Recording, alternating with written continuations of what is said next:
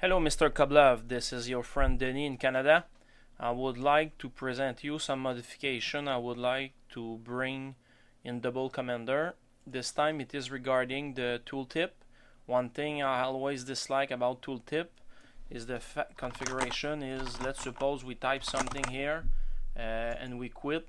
We are not being warned that we will lose our modification, and also even if we thought it would save by pressing OK, it does not save the modification we would have done. So the first thing I would like to suggest, and this is another version, my test version. Well, if I do a modification in what is configured, if I attempt to close, I will be warned if I did a modification. And also I would suggest to have configuration, a command for config the tooltip. And also, let's suppose I do modification like here. I will remove the FFF that I had there. If I click OK and then come back, we see that the modification has been saved because obviously I click OK. The presentation is different, little. I think it was a good thing to put it a little like the archiver. We don't have this written anywhere here because obviously we can do a copy and rename from what we have there. So for tooltip to have audio there and audio there, I eliminate that by having, let's suppose I had a configuration, new type for example. It will goes there immediately and ready to be configured. Also the presentation for the int, instead of typing everything on a single line like it was here, especially sorry, not this line but this line for the configuration of the int.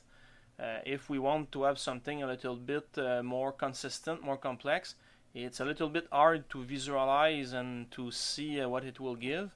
So I would suggest to have this in a memo like that.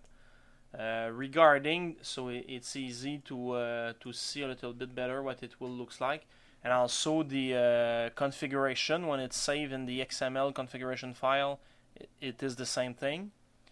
I would suggest to have the tooltip showing mode to determine, especially in Windows.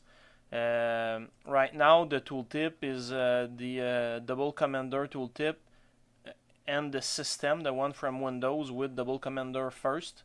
So if I go there, I will see the one from double commander and the one from Windows. So oops, sorry. This is the test version. So I would suggest to have the setting to have double commander and system tooltip, but the system first, the one from Windows first, or double commander only when it's possible, and when there is no extension, no type that match to it, then show only the one from Windows, or always show only the DC tooltip then. So if we have a file like that one, FFF, well, the only tooltip we have would be the complete file name of the item and system tooltip only. Me personally, I really like this one instead, because sometimes the Windows tooltip and the one from DC was similar, so I prefer to have the one from DC only to don't have double information, and when double commander has no plugin to show the information, then we have the one from system. The tooltip hiding delay, so before the tooltip disappear, if we want to have more, we can put it to 1 minute, so the tooltip will remain there for 1 minute instead of the system default. Here it's supposed to drag and drop in case we would have need for that.